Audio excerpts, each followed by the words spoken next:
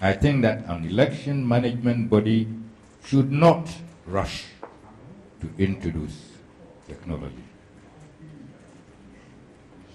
Before my retirement, some fellow election administrators would say to me, oh, Ghana started introducing technology before we did, but we have now overtaken you. Only to learn not long after that they experienced very serious troubles with the new technologies.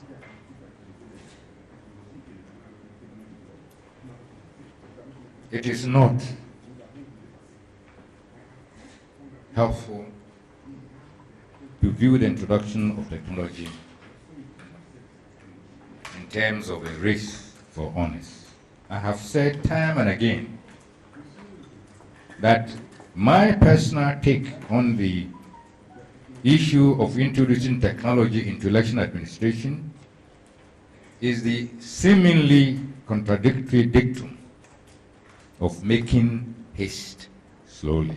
In our electoral environments, which are inundated with suspicion and mistrust, for technology to advance the cardinal principle, it is important that the processes associated with it have 4 features. 1, they are easy for all concerned to use. 2, they are accessible, secure, and sustainable.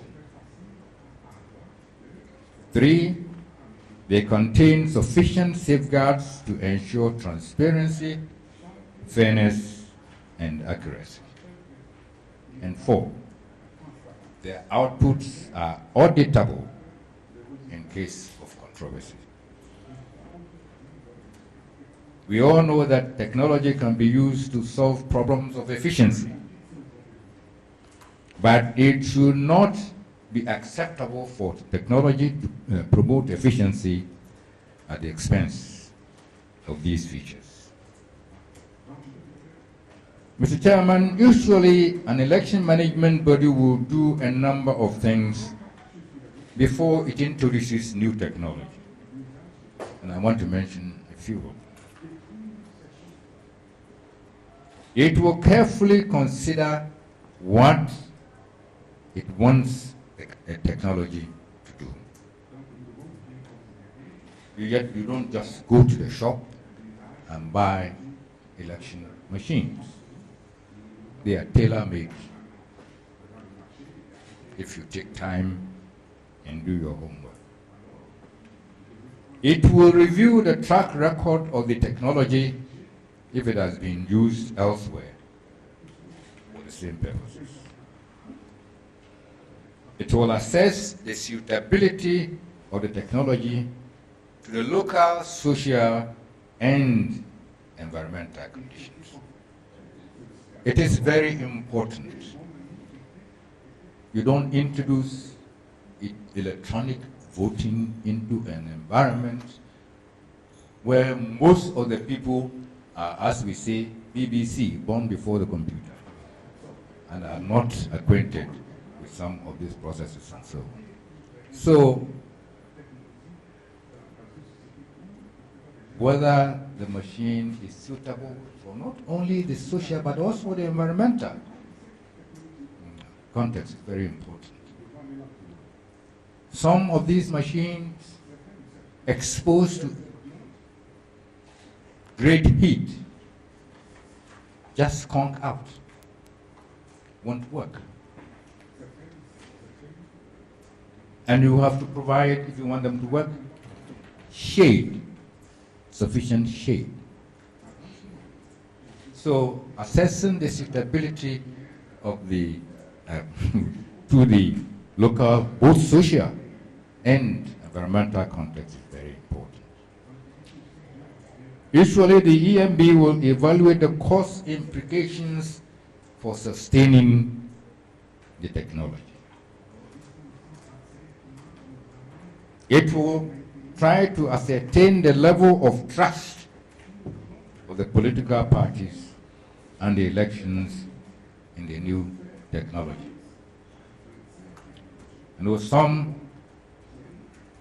that did not do any consultation with the political parties have run into great difficulty.